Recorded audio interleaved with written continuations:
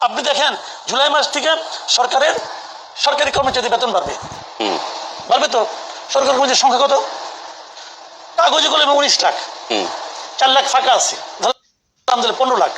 আমাদের সরকারি কর্মচারীর লোক সংখ্যা হলো 15 লাখ। এই 15 লাখ নিয়ে সরকার খুব চিন্তিত যে তাদেরকে কি করা যায় না করা যায়, তাদের এই টাকায় চলবে না, অতএব তাদের বেতন আপনি ডাবল করে দিলেন। ভালো, অতি উত্তম। এই 15 লাখ সরকারি কর্মকর্তা কর্মচারীরাই দেশের 20 কোটি মানুষকে নিয়ন্ত্রণ করে।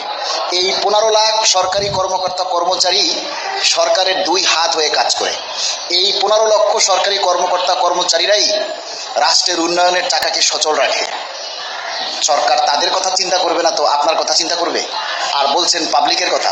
পাবলিক নিজেরটা ঠিকই আদায় করে নেয়, পাবলিকের জন্য সরকারের চিন্তা করতে হয় না, সরকারের নির্দেশনার অপেক্ষায় থাকে না। দেখেন না, 11 বছরে বেতন বাড়েনি, কিন্তু 11 বছরে রিক্সাওয়ালারা তাদেরটা আদায় করে নিচ্ছে, বাস ড্রাইভার, সিএনজি ড্রাইভার তাদেরটা আদায় করে নিচ্ছে, বিভিন্ন ব্যবসায়ীরা তাদেরটা আদায় করে নিচ্ছে, ডাক্তার, অন্যান্য যারা পেশায় আছে তারা তাদের ফি সবই আজকের দামে তারা আদায় করে নিচ্ছে। বিভিন্ন প্রতিষ্ঠান, প্রাইভেট সেক্টরের প্রতিটা জায়গায় দেখবেন তারা কিন্তু 15 সালের দাম নেই না, আজকের দাম নেয়। সুতরাং তাদের কথা সরকারের চিন্তা করতে হয় না, সরকারের চিন্তা তাদের জন্যই করতে হয় যাদের বেতন 15 বছর ধরে বাড়ে না।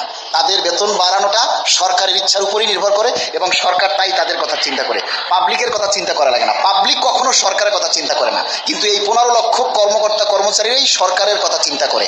তারা চাইলেই নিজেরটা বাড়াতে পারে না, কিন্তু পাবলিক চাইলেই 20 টাকার দ্রব্য 80 টাকায় বিক্রি করতে পারে। পাবলিক চাইলেই 20 টাকার ভাড়া 50 টাকা নিতে পারে। পাবলিক চাইলেই 500 টাকার ফি 1500 টাকা নিতে পারে। সরকারি কর্মকর্তা কর্মচারীরা পারে না। সরকারি কর্মকর্তা কর্মচারীদের কথা সরকার ভাববে না তো কে?